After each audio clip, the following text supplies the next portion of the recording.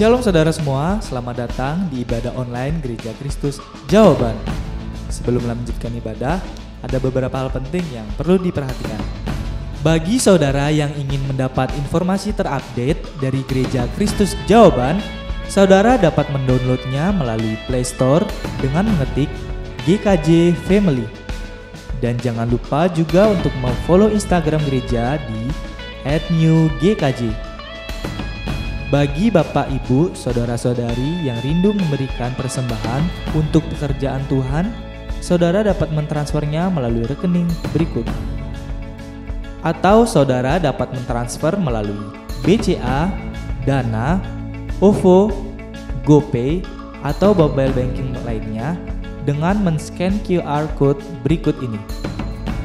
Bagi saudara yang ingin memberikan persembahan kas sosial, saudara dapat mentransfernya melalui rekening berikut.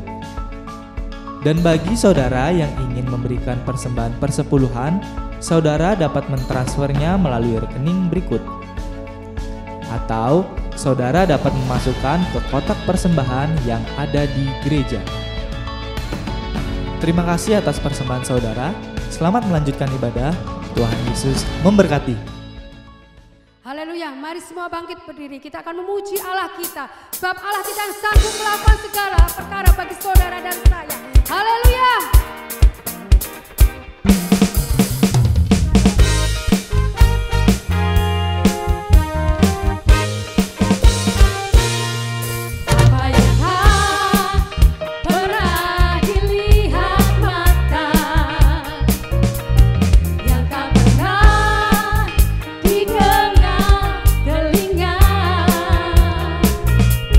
Yang tak pernah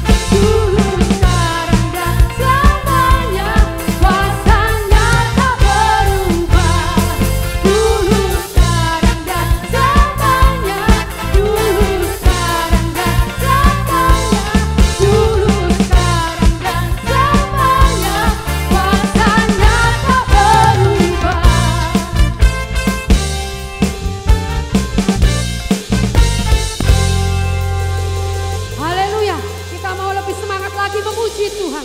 Sebab Allah kita adalah Allah yang ajaib, Allah yang perkasa, Dialah sumber kemenangan kita. Haleluya.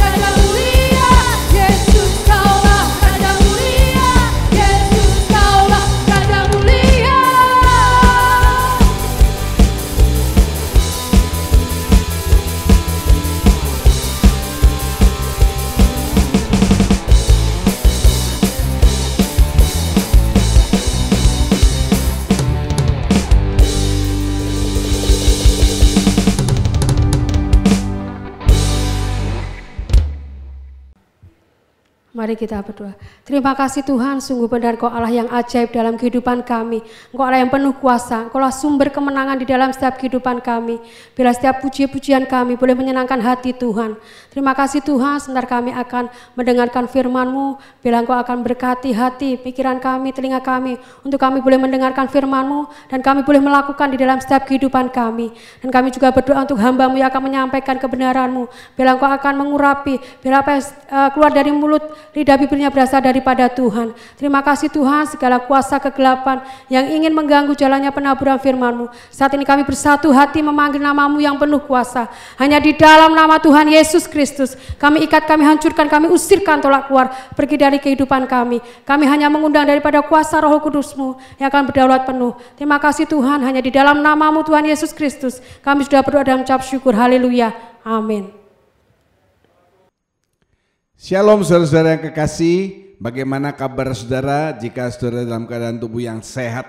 Karena Bapa di surga senantiasa menjaga dan memelihara saudara. Mari acungkan kedua jempol di depan layar HP, layar laptop atau layar televisi dan serukan haleluya. Haleluya artinya puji Tuhan. Selamat memasuki bulan baru, bulan Februari. Kita terus berdoa supaya melalui vaksinasi yang sudah mulai berlangsung, angka positif COVID bisa terus ditekan sehingga kita boleh kembali dalam suasana yang normal. Haleluya. Sebelum saya memulai, kita akan mendengarkan kesaksian dari seorang saudari pelayan Tuhan di tempat kami yang bernama Yael Hervin. Shalom, saya Yael Hervin. Saya melayani di Gereja Kristus Jawaban sebagai presenter, singer, paduan suara, juga tamborin. Dan saya akan bersaksi tentang cinta kasih Tuhan pada minggu lalu, di mana saya resmi menyandang gelar Eskom di Institut Teknologi dan Bisnis Stikom Bali. Banyak sekali pengalaman-pengalaman pribadi yang saya lalui bersama Tuhan selama saya di kampus. Sebenarnya dari awal ketika saya memilih kampus pun saya percaya Tuhan sudah ikut serta dalam pilihan saya. Bahkan mungkin ketika saya belum memilih pun Tuhan sudah lancarkan segala sesuatunya. Saya akan bersaksi ketika awal-awal saya berada di Stikom. Ketika itu saya masih menjadi mahasiswa baru dan sekitar 2 semester berjalan saya mengikuti suatu organisasi dan saya ditunjuk menjadi ketua dalam organisasi tersebut. Awalnya saya agak ragu untuk mengambil karena saya agak nggak percaya diri. Tapi kemudian saya bawa itu dalam doa dan Tuhan buat saya kemudian mengambil jabatan tersebut. Awalnya saya ragu dan takut, namun justru karena itu saya mengalami banyak pengalaman pribadi, di mana ketika saya menjadi ketua, saya harus mengambil banyak keputusan dan saya libatkan setiap keputusan-keputusan itu di dalam doa dan saya selalu bawa itu dalam doa karena saya takut ketika saya membuat keputusan kemudian salah atau tidak berkenan di hadapan Tuhan. Dan juga melalui organisasi tersebut saya boleh dapat kesempatan untuk mengikuti perlombaan-perlombaan baik dari tingkat provinsi maupun nasional. Dan melalui perlombaan tersebut puji Tuhan saya boleh memenangkan perlombaan dan mendapatkan beasiswa selama 2 semester.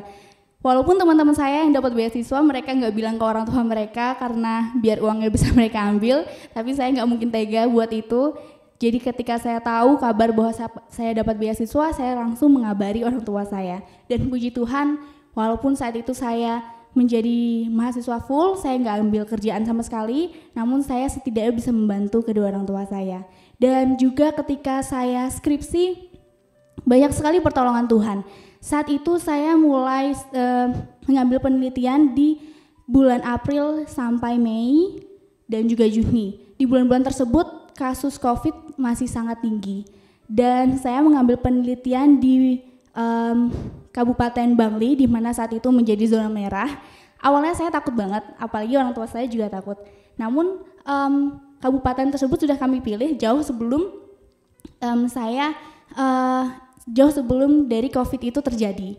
Jadi saya berangkat ke sana dan puji Tuhan sampai sekarang saya masih sehat-sehat saja dan semua boleh berjalan dengan lancar. Dari awal saya sidang, ujian proposal juga semuanya berjalan lancar, dan ketika saya dinyatakan lulus pun semua berkat kasih Tuhan. Bahkan sampai sekarang pun saya ada di sini semua karena Tuhan. Jadi mungkin sekian kesaksian dari saya. Terima kasih. Topik kali ini adalah bicara mengenai demokrasi, human rights, dan humanism atau demokrasi, hak asasi manusia, dan humanisme. Itu ada dalam seri konflik yang ke-15. Makin lama kita makin memeriksa firman Tuhan, makin diajar melalui firman Tuhan, harus timbul dalam hati kita nih makin takut akan Tuhan, dan itu akan mendatangkan hikmat yang dari Bapa di surga. Hikmat itulah yang kita butuhkan untuk menjalani kehidupan ini. Saya mendapatkan pertanyaan yang baik 2 periode yang lalu, karena periode yang lalu saya tidak berkhotbah. Pertanyaan yang bagus yang mungkin saudara kelewatan itu, atau saudara juga bertanya tapi tidak menanyakan kepada saya. Saudara-saudara, dalam seri konflik yang ke-8, ini slide-nya, saudara lihat ya. Saya menuliskan roh antikris dimulai sejak Nimrod. Siapa Nimrod? Nimrod itu cicitnya Nuh, dari keturunan Nuh, Ham, Kus, Nimrod. Tetapi roh kedurhakaan itu sudah ada dimulai sejak Ham. Kenapa? Ya, kita tahu karena dia mentertawakan Nuh yang mabuk karena minum hasil anggurnya sendiri, mabuk di tendanya sendiri, dan dia, maaf kata, telanjang. Ham melihat itu, dia cerita kepada kakak dan adiknya sambil kayak ketawa-ketawa, istilahnya ngenyek begitu. Lah itu melawan penetapan otoritas, ya, tidak menghormati otoritas. Nah, Ham ini punya cucu namanya Nimrod. Saya tuliskan roh antikris dimulai sejak zaman Nimrod. Itu seri konflik yang ke-8. Sedangkan di dalam dua periode yang lalu saya mengatakan bahwa antikris nanti akan muncul dari utara, menyerang Israel dari utara. Apa itu? Gog dan Magog. Sudah lihat peta itu? Gog dan Magog ini Rusia. Dan saya tunjukkan di silsilah daripada Nuh. Coba kita lihat. Sem, Yafet, Ham. Ham, sudah lihat ya, punya anak Kus, Misraim, Put, Kanaan. Kus melahirkan Nimrod. Betul ya? Ada kata Nimrod di situ. Sedangkan saya dua periode yang lalu mengatakan bahwa roh antikris itu akan keluar dari Gog dan Magog, menyerang Israel dari utara. Sedangkan Gog dan Magog ini keturunan, saya lihat di silsilah Yafet. Nah, ini menimbulkan pertanyaan. Bapak berkhotbah bahwa roh antikris sudah dimulai sejak zaman Nimrod. Lah ini kok nanti akan keluar Gog dan Magog menyerang Israel dari utara? Penjelasannya begini, saudara. Kalau ada sesuatu yang besar akan muncul, atau misalnya bayi yang akan lahir, tanda pertamanya itu apa? Yang hamil ini akan mual-mual, ya, maaf kata muntah, lalu terjadi perkembangan dari dalam perutnya membesar dan lain sebagainya. Itu sudah ada gejala-gejala awal. Sampai makin lama makin memuncak 9 bulan. Perutnya makin lama makin besar. Berat badannya makin bertambah, ya. Mungkin ada yang hamil, ada yang rambutnya agak rontok, ada yang giginya agak ya. Itu berbagai macam pengaruh. Dan akhirnya nanti keluar saatnya ibu itu akan melahirkan. Tandanya apa? Bukaan satu yang seperti saya bilang, sampai akhirnya buka-bukaan keluar bayinya. Tetapi sebelum bayi itu keluar, ya dimulai dari awal dulu kan, betul ya? Dari mulai dia mual, lalu dia tes ternyata hamil dan sebagainya. Sama seperti hal ini. Sebelum antikris itu muncul, rohnya itu sudah ada dulu. Dimulai dari Ham yang melawan penetapan otoritas. Dan itu makin bertambah besar, cucunya Ham atau cicitnya Nuh yaitu Nimrod. Lah, itu roh antikris yang awalnya mulainya masuk di Nimrod. Itu awalnya roh antikris. Saya ulangi, roh antikris. Tetapi yang saya bahas dari kitab Nabi Yeskiel 2 periode yang lalu tentang Gog dan Magog, itu adalah nubuatan yang nanti akan terjadi. Kalau Nimrod sudah terjadi. Kalau Gog dan Magog itu nanti nubuatan. Dan bukan lagi roh antikris, tetapi sudah antikrisnya. Mengerti saudara ya? Jadi yang saya jelaskan 2 periode yang lalu itu nanti nubuatannya nanti pasti akan digenapkan. Apa yang sudah tertulis dalam firman Tuhan semuanya pasti akan digenapkan. Katakan haleluya. Kalau Nimrod itu roh antikris dimulai ya awal mulanya. Gog dan Magog nanti itu nanti dan pasti akan terjadi. Bukan lagi roh antikris tapi sudah antikrisnya muncul. Puji nama Tuhan, semoga bisa dimengerti. Dan itu juga nanti ada kaitannya dengan khotbah saya periode ini, yaitu polarisasi menuju pemerintahan politik. Polarisasi menuju pemerintahan politik ini saya mulai dari sub A, yaitu melalui ideologi demokrasi, melalui ideologi hak asasi manusia, dan melalui ideologi humanisme. Kita akan mempelajari kali ini. Supaya bisa terjadi pemerintahan antikris, di mana goalnya antikris adalah mempersatukan manusia, mempersatukan pendapat manusia. Maka roh-roh jahat ini mulai melancarkan berbagai macam taktik.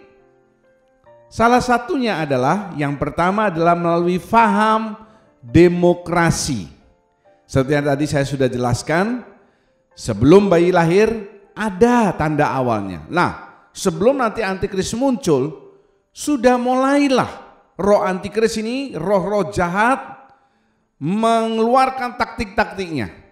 Salah satunya adalah faham demokrasi. Jangan lupa tujuannya adalah supaya manusia ini bisa antikris persatukan. Nanti akan dijadikan satu di bawah pemerintahan antikris. Tidak ada lagi negara A, B, C, D, semuanya satu dunia ini, satu pemerintahan, satu penguasa, antikris. Saudara-saudara, demokrasi ini terdiri dari 2 kata. Demos itu artinya rakyat. Dan kratos. Kratos itu kuasa dominasi. Jadi demokrasi punya pengertian kuasa di tangan rakyat. Kita tahu sekarang di seluruh dunia, hampir seluruh dunia ya, demokrasi ini sudah ada di mana-mana. Kuasa di tangan rakyat. Kemudian terbentuk yang namanya Partai Demokrat. Di Amerika ada, di Indonesia ada, di negara lain ada, ya. Dan kita tahu sekarang bahwa pemilihan presiden Amerika sudah berlangsung dan sudah ditetapkan presiden terpilih adalah Joe Biden. Dari mana dia? Partai Demokrat. Jadi demokrasi ini kuasa di tangan rakyat, Partai Demokrat menang lagi. Masalahnya begini saudara. Ingat ya, demokrasi itu kuasa di tangan rakyat. Kalau misalnya rakyatnya moralnya baik, semuanya baik, tidak jadi masalah. Tetapi jangan lupa manusia ini memakai tubuh dosa, cenderung berbuat dosa. Dan itu membuat manusia itu makin lama tidak semakin baik. Manusia makin lama makin tidak karu-karuan. Moralnya makin lama makin tidak karu-karuan. Dan kalau rakyat manusia yang moralnya yang makin tidak karu-karuan ini lalu mereka memegang kuasa, lah itu bisa menjadi masalah. Saya tuliskan bisa menjadi bencana. Dan nanti lalu terakumulasi, terkumpul kekuatan besar dalam tanda petik untuk melawan hukum-hukum Tuhan. Ini yang disebut sebagai Babylon politik. Sudah lihat di slide, kekuatan besar untuk melawan hukum Tuhan. Contohnya zaman dulu 30-40 tahun yang lalu, homoseks, lesbian itu masih sembunyi-sembunyi. Kita melihat laki dengan laki ciuman tuh rasanya aneh, rasanya jijik. Tetapi sekarang itu sudah biasa, ya. Bahkan kalau kita ngeliatin mereka laki dengan laki misalnya, maaf kata ciuman, kita yang nanti merasa sungkan sendiri. Dan itulah yang disebut sebagai moral yang sudah runtuh. Lah kalau rakyatnya moralnya sudah runtuh, lalu kekuasaan di tangan rakyat, apa ndak hancur? Saya kasih contoh yang lain, saudara. Saudara lihat di slide. Biden memilih transgender woman, Dr. Rachel Levine, sebagai asisten health secretary, asisten sekretaris kesehatan di Amerika. Joe Biden memilih transgender woman. Sudah lihat gambarnya itu ya? Nah, waktu dulu dia sebelumnya adalah ini, saudara. Waktu dia di wisuda, yang tengah itu ya, itu dia sebagai laki, gemuk. Tetapi sekarang dia menjadi apa? Transgender woman. Jadi ganti kelamin jadi apa? Perempuan. Loh dulunya, sudah lihat foto ini yang dia bawa anjing itu? Saya tidak mempermasalahkan jenis kelamin anjingnya, tapi yang gendong anjing itu kelihatan toh, itu laki, tapi rambutnya sudah panjang. Lah makanya kalau saudara orang laki ya, rambutnya panjang, lebih panjang dari istri saudara, pasangan saudara, nanti anaknya tuh bingung, yang papa yang mana, yang mama yang mana. Nah itu dia jadi apa? Jadi transgender woman dipilih. Kemudian yang berikutnya adalah, sudah lihat, US Court ruling allows Satanism to be taught in schools. Yang berarti pengadilan Amerika mengizinkan Satanisme diajarkan di sekolah. Ini baru beritanya, bukan tahun lalu, bukan bulan lalu, bulan lalu ya, masih ini kita Februari awal kan. Bulan Januari sesudah Joe Biden terpilih menjadi presiden. Yang menang adalah partai Demokrat, demokrasi. Pengadilan Amerika menetapkan pelajaran setan itu bisa diajarkan di sekolah-sekolah. Untuk apa ilmu setan? Yang pasti gurunya kan menguasai ilmu setan. Yang diajarkan hal-hal tentang setan. Nanti murid-muridnya jadi apa? Jadi setan semua. Seperti begini saudara. Saya bersyukur kepada Tuhan ya.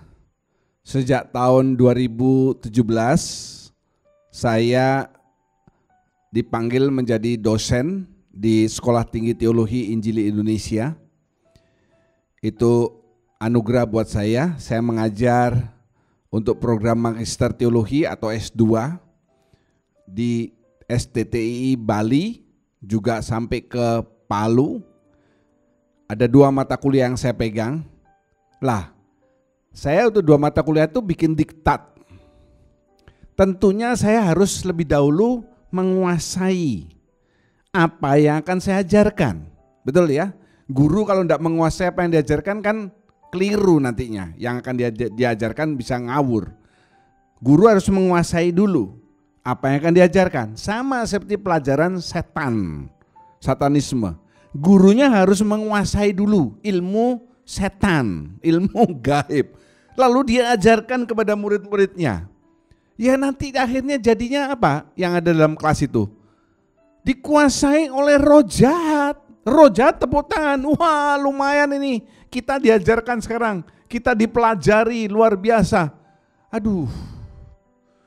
Saudara, ada contoh lagi yang berikutnya adalah Pete, the newly appointed US Transportation Secretary.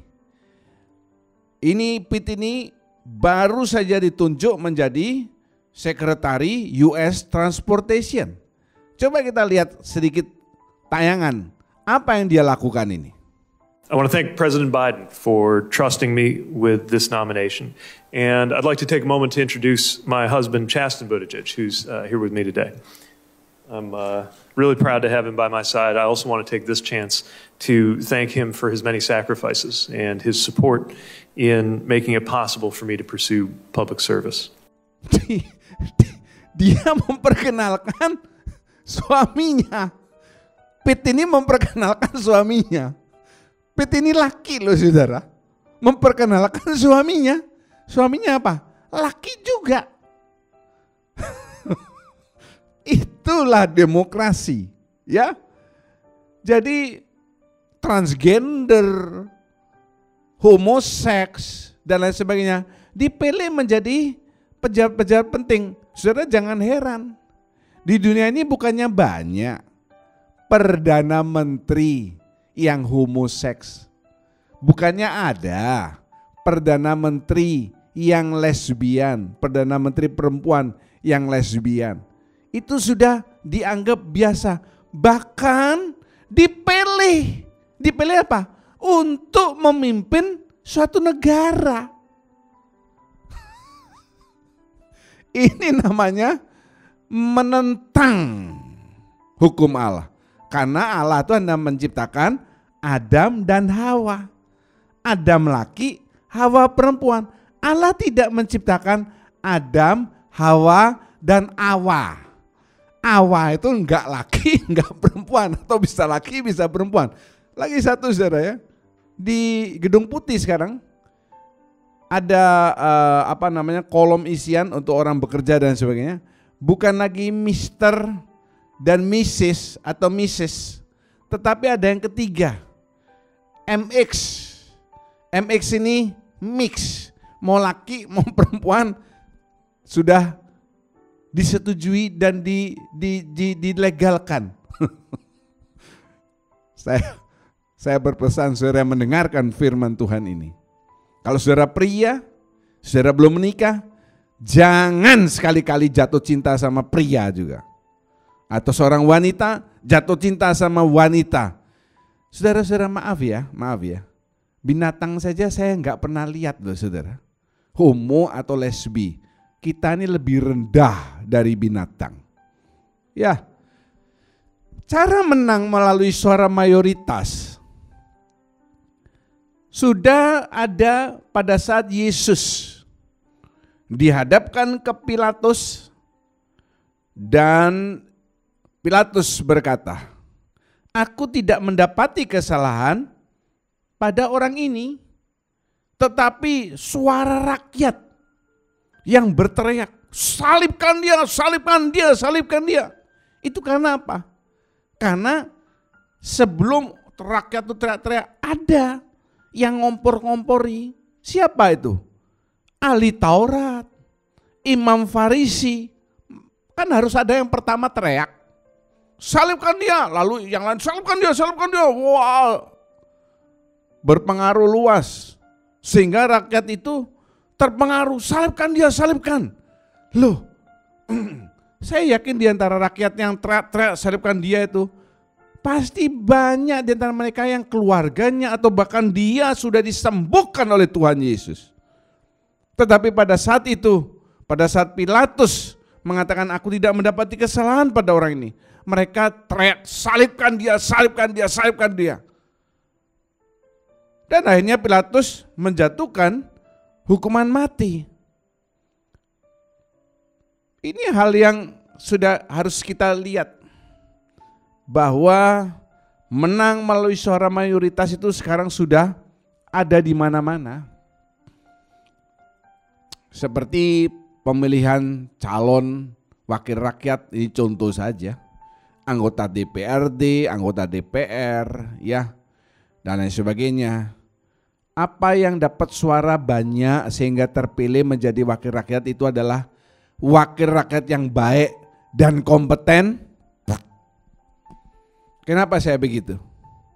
Maaf ya, bukannya banyak pejabat-pejabat DPR, anggota DPR, DPRD, bupati, gubernur, bahkan menteri sekalipun ditangkap KPK karena apa? Korupsi. Moralnya tidak baik, mentalitinya enggak baik, tetapi dia bisa jadi anggota DPR atau ini itu karena menang melalui suara mayoritas. Belum tentu yang mayoritas itu yang baik. Inilah demokrasi yang sudah salah kaprah. Saya tuliskan di sana, ini disebut sebagai banjir jahanam. Itu bukan istilah saya, saudara ya.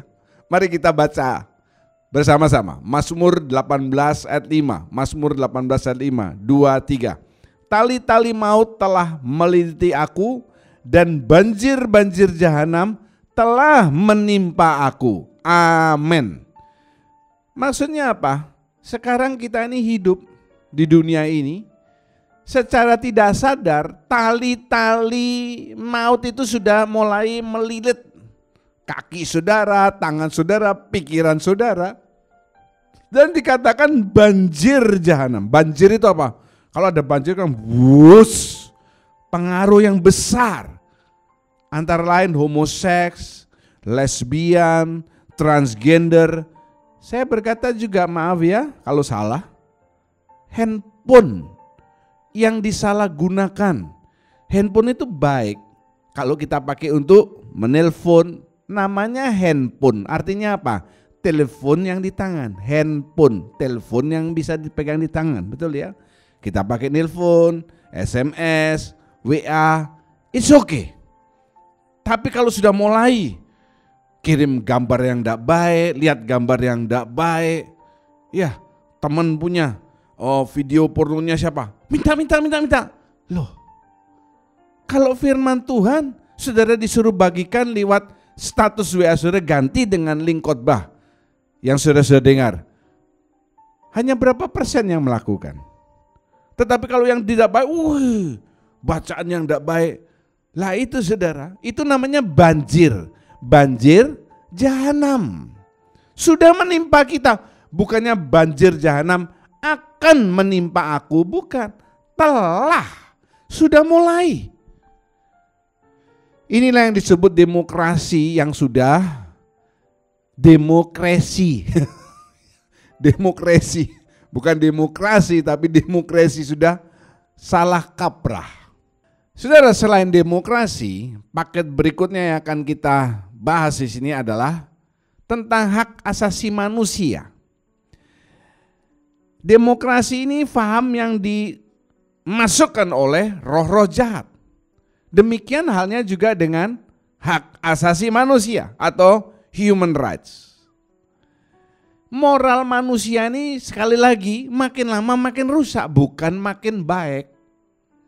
Jadi kalau tadi kita sudah lihat demokrasi jadinya seperti apa sekarang, maka hak asasi manusia juga tidak berbeda jauh, mengakibatkan pertentangan terhadap hukum Allah. Bahkan ada hari hak asasi manusia International Human Rights Day. Kita baca dari Ibrani 12 ayat 9 sampai 11. Ayo kita baca gantian. Ayat ganjil kaum pria, ayat 10 kaum wanita, ayat 11 sama-sama. 2, 3. Kaum pria ya. Selanjutnya dari ayah kita yang sebenarnya kita beroleh ganjaran dan mereka kita hormati. Kalau demikian bukankah kita harus lebih taat kepada Bapa segala roh supaya kita boleh hidup? Wanita, sebab mereka mendidik kita dalam waktu yang pendek sesuai dengan apa yang mereka anggap baik. Tetapi dia menghajar kita untuk kebaikan kita supaya kita beroleh bagian dalam kekudusannya. Sama-sama. Memang tiap-tiap ganjaran pada waktu ia diberikan tidak mendatangkan sukacita, tetapi duka cita. Tetapi kemudian ia menghasilkan buah kebenaran yang memberikan damai kepada mereka yang dilatih olehnya. Amin. Ayo kita lihat dulu ayat ini, Ibrani 12 ayat 9 dikatakan, dari ayah kita yang sebenarnya, ayah kandung, bukan ayah-ayahan, ayah palsu ya. Kita beroleh ganjaran. Ganjaran itu apa? Didikan, mungkin juga pukulan. Dan mereka kita hormati, itu dulu ingat. Kita menghormati orang tua kita. Ayat 10 dikatakan mereka ini siapa? Ayah dan ibu, bapak ibu. Mendidik saudara. Saya ingat waktu saya kecil kalau saya nakal, papi saya tuh nggak ragu-ragu mukul. Apa yang dipukul? Pantat saya. Saudara kalau punya anak yang nakal juga, orang tua jangan ragu-ragu pukul anak saudara. Di mana? Ini yang ini ya, pantat. Jangan pukul di kepala, itu namanya nempeleng. Nggak bagus itu saudara ya. Nanti anak saudara jadi goblok karena bola-bola dipukuli kepala. Ini ya.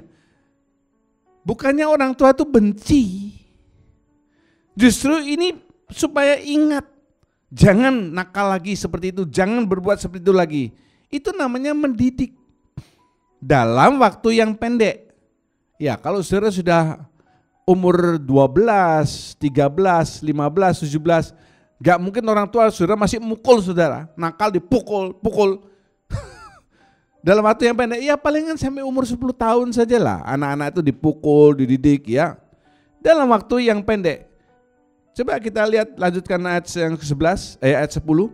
Tetapi dia, D besar, Yesus mengajar, bukan hanya mengajar saudara untuk kebaikan saudara.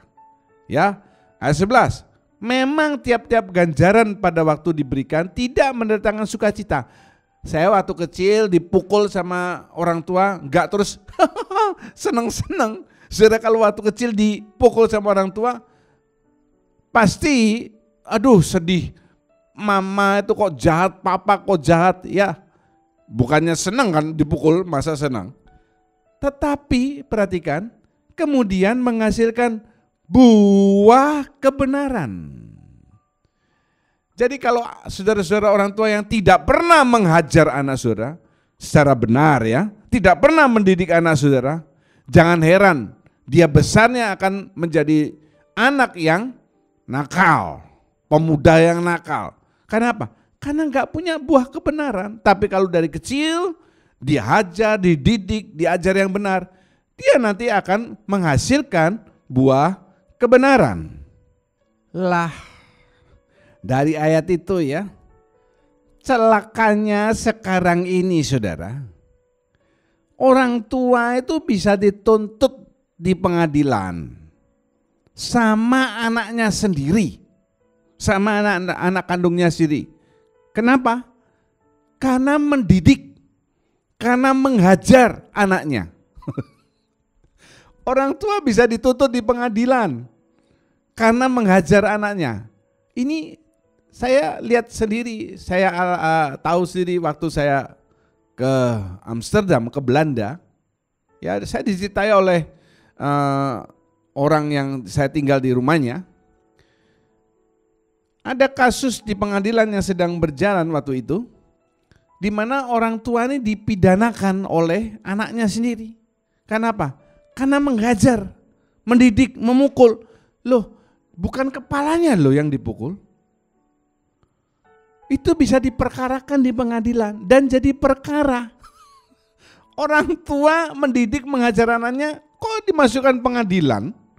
Memang siapa mau disuruh mendidik, mengajar anaknya? Aneh ya saudara ya. Dan salah satu butir dari ajaran New Age Movement. New Age Movement itu mengatakan, salah satu dari 10 butir ajaran utamanya, kurangi otoritas orang tua terhadap anak. Kurangi otoritas orang tua terhadap anak-anaknya. Nah ini the reality of the New Age Movement. Saudara, Maaf kalau salah ya. Jangan sembarangan baca buku. Zaman dulu beberapa tahun yang lalu, mungkin sampai sekarang masih ada. Saya sudah malas lihat-lihat buku-buku itu ya di Gramedia.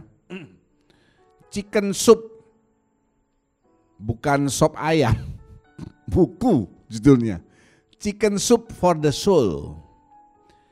Lalu itu laris luar biasa, chicken soup for the soul. Saya juga tidak ngerti kalau diterjemahkan bebaskan sop ayam untuk jiwa. Sop ayam kan bagus untuk tubuh, untuk perut. Ini sop ayam untuk jiwa, tapi bukunya nih, woi, meledak di seluruh dunia. Lalu penulisnya mengeluarkan yang lain. Chicken soup for daddy, chicken soup for mommy, chicken soup for children, chicken soup for husband, chicken soup for wife, dan chicken soup yang lain, sop ayam yang lain. Banyak yang mau beli. Itu buku dikeluarkan kalau saudara teliti oleh grup New Age Movement. Kalau saudara lihat buku ini, wih bagus ini, baca, beli lagi yang lain, beli lagi. Pelan-pelan roh yang durhaka itu meresap, mengindoktrinasi saudara. Sedangkan Alkitab tidak saudara baca. Gitu saudara mau masuk dalam kerajaan 1000 tahun damai memerintah bersama Tuhan. Mimpi kali. Baca Alkitab saudara. Dan kalau saudara melakukan saat teduh, membaca Alkitab, saat teduh itu namanya saat teduh saudara pribadi dengan Bapa di surga. Jangan melakukan saat teduh berdua. Karena cintanya saudara kepada suami, cintanya kepada istri, saya tiap pagi melakukan saat teduh berdua. Saudara harus bedakan kata saat teduh dengan mesbah keluarga. Kalau mesbah keluarga ini rame-rame, suami, istri, anak-anak, memuji, menyembah Tuhan, berdoa. Tetapi saat teduh itu hubungan saudara pribadi dengan Bapa di surga. Jangan suami istri saat teduh bareng. Gak ada di firman Tuhan saat teduh bareng, itu gak ada. Kalau saudara berkata, saya mau melakukan saat teduh berdua Pak dengan pasangan saya karena saya mencintai. Ya oke, itu pilihan saudara. Tapi saya sarankan kalau saudara makan ya, saudara harus satu piring berdua seterusnya. Kenapa? Saat teduh kita baca Alkitab, ini kan kita kasih makan tuh roh kita. Kita berdua dengan pasangan kita. Lah kalau makan, ya jangan satu piring, satu orang satu piring berdua saja. Oh saya juga makan kadang satu piring berdua Pak. Kadang, itu kalau di piring itu ditaruh martabak atau terang bulan, makan bersama. Tapi setiap kali kita makan, saya tidak percaya saudara setiap makan satu piring berdua. Meskipun cinta, itu namanya cinta gila. Ya. Baca Alkitab, jangan baca buku-buku yang seperti itu. Beberapa contoh kasus hak asasi manusia. Kita tahu bahwa keluar undang-undang kebiri. Untuk siapa? Untuk pemerkosa. Karena orang yang diperkosa itu, orang korbannya itu akan trauma, bisa trauma seumur hidup. Atau bagi pedofilia yang suka mangsa anak-anak itu. Ya, ada undang-undang kebiri. Saya ini tidak habis pikir. Maaf ya, ada organisasi yang menentang, yang tidak mau melakukan kebiri terhadap pemerkosa atau pedofilia. Mereka menentang, tidak mau melakukan. Salah satu alasan adalah hak asasi manusia. Saya harus hati-hati bicara. So, kalau tidak hati-hati nanti saya nasibnya bisa seperti Jering. Sudah nggak tahu siapa Jering. Ya, salah satu pemusik Superman is Dead. Wah ngeri namanya, Superman is Dead. Ini hukum yang baik loh menurut saya. Tetapi organisasi ini tidak mau melakukan kebiri terhadap pelaku pemerkosaan, pedofilia. Alasan salah satunya adalah hak asasi manusia. Kemudian contoh lain adalah hukuman terhadap penjahat yang membunuh korbannya. Kalau penjahat itu ada beberapa kategori, saudara ya. Ada dia karena korupsi, ada karena ini atau itu. Ini membunuh korbannya. Membunuh juga dibedakan. Misalnya dia diserang oleh penjahat, dia melawan balik, penjahatnya berhasil dia bunuh. Ini berbeda dengan orang yang diam-diam membunuh korbannya. Membunuh karena ingin menguasai hartanya, membunuh karena dendam. Bukan hanya membunuh, tetapi dimutilasi, dibakar, dihilangkan jejaknya. Itu kalau saya lihat hukuman di Indonesia, maaf kata, terlalu ringan, saudara. Terlalu ringan. Lagi ya, berikutnya contoh apa? Hukuman terhadap anak di bawah umur. Ini ada kasus. Sekitar 1 bulan yang lalu ada seorang anak umur 14 tahun. Dia menyamar memakai helm dan jaket ojek online, salah satu ojek online. Dia bunuh seorang karyawati bank. Ini di kota Denpasar. Dia bunuh dengan beberapa tusukan, banyak tusukannya, mungkin ada 14 tusukan, saya lupa, maaf kalau salah. Hukumannya berapa tahun? Karena anak di bawah umur dihukum 7 tahun. 7 tahun saudara, hukum di Indonesia kalau sudah menjalani 50%, dia bisa mendapatkan asimilasi. Saudara, ini anak masih umur 14. Sudah membunuh. Hukumannya sangat ringan. Bagaimana dengan keluarga yang anggotanya meninggal? Cuma dihukum 7 tahun, 3,5 tahun sudah bisa asimilasi keluar. Ini enggak cocok. Jangan jadikan alasan anak di bawah umur. Ini masih umur kecil, sudah demikian jahat. Nanti mau jadi apa besarnya? Saya kok enggak yakin orang-orang yang keluar dari penjara itu hidupnya makin baik. Malah dia baru keluar dari penjara melakukan kejahatan yang sama lagi. Cuma dia lebih pinter kan, dia merenungkan, dia mempelajari, dia ngomong-ngomong sama teman satu selnya atau teman di penjara. Dan lain sebagainya yang sudah bisa lihat. Beberapa alasan-alasan memakai human rights atau hak asasi manusia. Sehingga orang yang berbuat jahat tidak dihukum semestinya. Saudara, paket ketiga yang berjalan bersama dengan hak asasi manusia ini disebut humanisme. Ini mungkin saudara jarang mendengar humanisme. Ini adalah aliran yang tujuannya menghidupkan rasa peri kemanusiaan. Saya ulangi, humanisme ini aliran yang tujuannya menghidupkan rasa peri kemanusiaan. Ini dimulai tahun 1650 atau disebut zaman Renaissance, tahun 1650. Pada zaman Renaissance waktu itu, manusia ini mulai ada di dalam 2 konsep. Konsep pertama adalah iman, konsep kedua pikiran manusiawi. Orang mulai merasakan kemajuan hidup secara duniawi. Kalau kemajuan hidup, kemakmuran hidup secara duniawi ini mulai meningkat, ada yang berkurang, yaitu ketergantungan kepada Tuhan. Itu makin turun nilainya. Saya ambil contoh lagi. Di Eropa, ya saya 2 kali ke sana, ke Belanda, Jerman, Belgia, Prancis, Spanyol. Saya melihat gereja-gereja, saya khotbah di Belanda, saya khotbah di Amsterdam, Den Haag ya, di Jerman juga.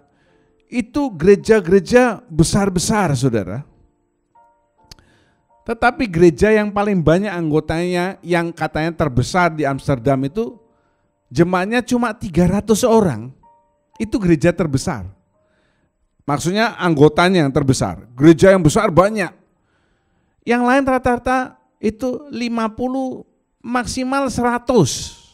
Gerejanya gede, gedungnya bagus. Cuma 50 sampai 100 orang saja. Dan kebanyakan orang sudah tua-tua, yang anak-anak muda yang enggak mau. Kenapa? Mereka sudah enggak perlu Tuhan rasanya. Asuransi sudah ada, negara sudah maju, ini itu sudah dijamin semuanya. Ketergantungan terhadap Allah menjadi berkurang. Akibatnya, saudara, perasaan kemanusiaan ini lebih diutamakan daripada hukum-hukum Allah. Ya, mirip-mirip human rights itu. Paket yang ketiga yang dilancarkan oleh roh jahat, ini adalah supaya perasaan kemanusiaan ini, rasa perih kemanusiaan lebih diutamakan daripada hukum-hukum Allah. Dan sekarang ini berkembang yang namanya humanisme sekuler. Humanisme sekuler ini mencerminkan bangkitnya globalisasi. 2 periode yang lalu saya akhiri dengan globalisasi. Ya, di samping bangkitnya globalisasi juga bangkitnya teknologi. Wah, teknologi sekarang luar biasa. Kita tidak pernah bisa bayangkan bagaimana televisi itu bisa melengkung. Ya, bukan cembung, tapi melengkung. Sekarang TV yang sekarang ini tipis, melengkung. Kita mikir melengkungnya apa? Wajahnya orang enggak melengkung. Betul ya? Kalau kita nonton sepak bola, apa enggak nanti tiang gawangnya atau lapangannya melengkung? Ternyata lebih bagus, saudara. Handphone lebih canggih, semuanya, kamera semuanya lebih canggih. Dan itu berakibat jatuhnya pengaruh agama. Karena globalisasi bangkit, di mana-mana globalisasi, kebangkitan teknologi, kekuasaan agama, pengaruh agama otomatis jatuh. Saudara, ada beberapa humanis yang terkenal. Antara lain Abraham Maslow. Di sana dikatakan the father of humanistic psychology dan lain sebagainya. Kemudian Albert Einstein. Kemudian yang saudara, saya tuliskan saja yang saudara kenal ya, tahu bukan kenal, tahu. Plato, Socrates, dan di Indonesia ini adalah Abdurrahman Wahid. Jangan nambahkan nama saudara di sana. Humanis terkenal, misalnya Nathanael, jangan ya. Ya itu saudara, 3 hal. Demokrasi, hak asasi manusia, humanisme. Semuanya ini baik kalau moral manusia itu baik. Tetapi karena manusia ini pakai tubuh duniawi, tubuh daging yang cenderung berbuat dosa, iblis tahu hal itu dan dia melancarkan pengaruhnya ya melalui faham demokrasi, faham hak asasi manusia, faham humanisme. Dan kita tahu sekarang akibat faham-faham ini sekarang makin lama makin tidak karu-karuan di dunia ini. Dan memang itu yang diingini oleh antikris. Makin tidak karu-karuan, makin menentang hukum Allah, makin melawan Allah.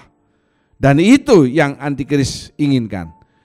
Pesan untuk saudara, apapun situasi yang makin tidak karu-karuan di sekeliling kita ini, jangan membuat kita jauh dari Tuhan.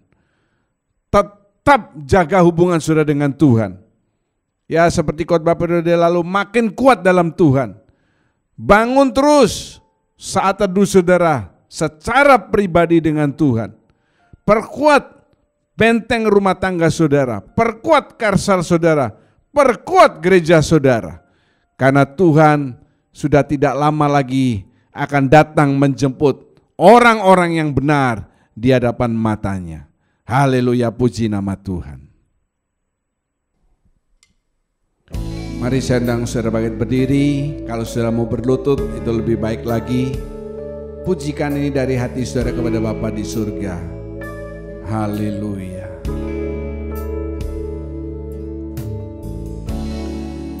Kekuatan di jiwaku,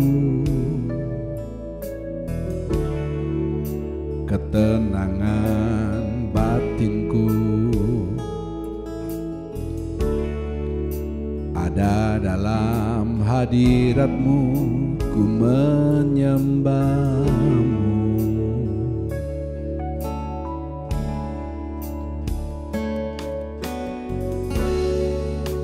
Tersungkurku di kaki-Mu, rasakan hadirat-Mu.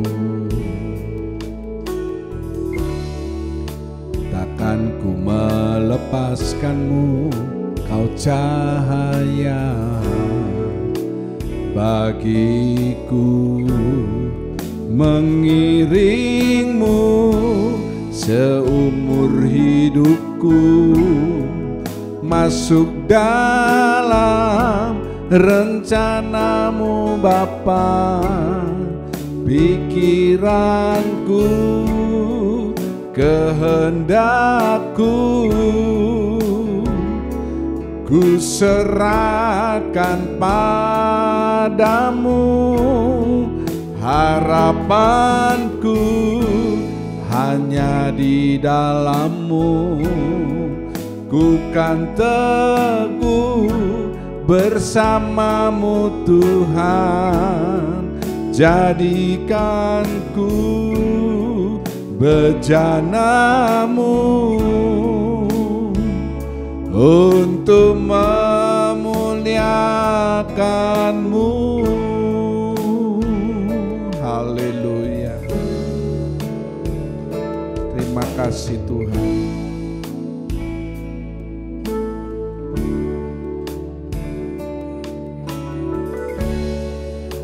Kekuatan di jiwaku, ketenangan batinku, ada dalam hadirat-Mu, ku menyembah-Mu.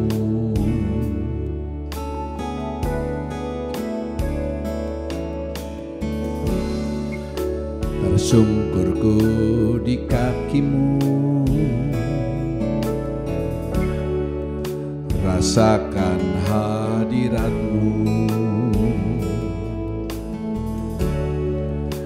Takkan ku melepaskan-Mu, Kau cahaya bagiku, mengiring-Mu seumur hidupku, masuk dalam rencana-Mu Bapa.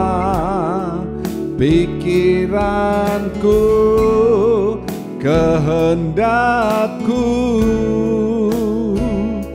ku serahkan padamu. Harapanku hanya di dalam-Mu, ku kan teguh bersama-Mu Tuhan. Jadikan ku bejana-Mu untuk mengiring-Mu seumur hidupku, masuk dalam rencana-Mu Bapa. Pikiranku, kehendakku, ku serahkan padamu.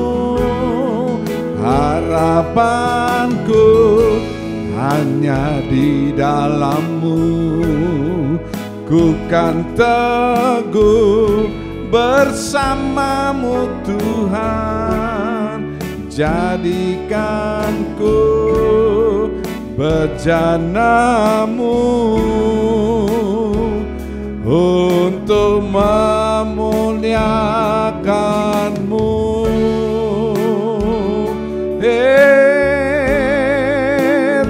Lele urikelele irala wala oh lele ireketelele were ala la irelelelelelelelele urala wala la irekete werelele ya la urata para la erelelelele urala wala la erele kire ala para la urikide relelelele irala wala la oh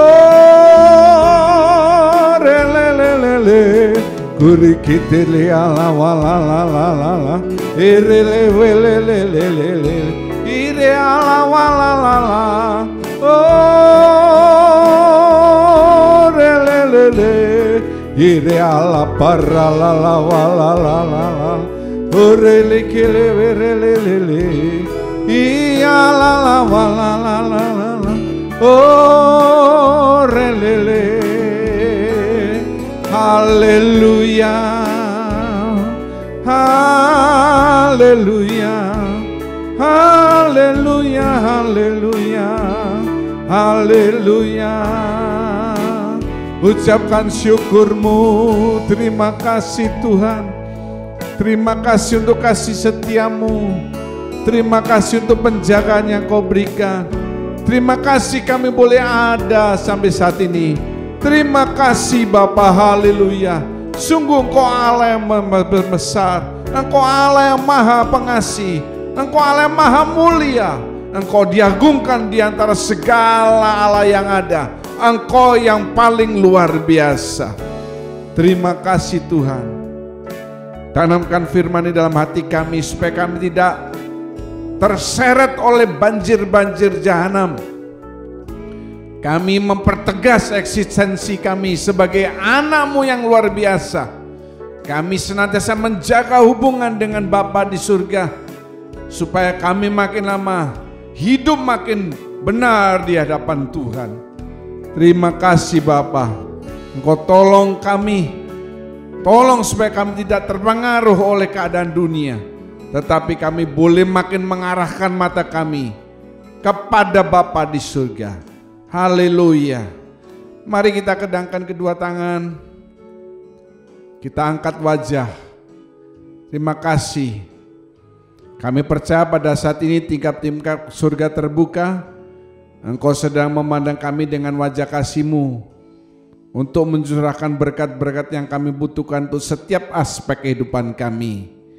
Terima kasih Engkau tolong kami supaya pandemi COVID ini boleh segera berlalu, supaya kami pulih kembali baik secara rohani maupun secara jasmani. Terima kasih Engkau memberkati persembahan yang akan diberikan oleh anak-anak-Mu dengan hati mereka memberi. Sebaliknya surga akan memberkati hidup mereka. Setiap yang terlibat dalam pelayanan ibadah ini, Tuhan memberkati kehidupan mereka. Tangan-tangannya akan memberikan persembahan kudus sebagai tanda ketaatan mereka terhadap perkara firman Tuhan yang paling sederhana. Sebaliknya, perkara-perkara yang lebih besar, janji-janji firman Tuhan akan direalisasikan dalam hidupmu. Dan janji Tuhan itu ya dan amin adanya. Terima kasih Bapa, sertai kami dalam minggu ini, dalam bulan ini. Tangan kasih Tuhan ada dalam hidup kami. Segala puji syukur kami naikkan dalam nama Tuhan Yesus. Semua mengasihi Tuhan mengakhiri dengan amin. Haleluya. Jangan lupa langsung ganti status WA saudara dengan link ibadah ini, supaya berita Injil boleh makin disebarkan dan banyak orang dibawa kepada jalan kebenaran. Haleluya, sampai berjumpa dalam tayangan kami periode yang akan datang. Tuhan Yesus memberkati.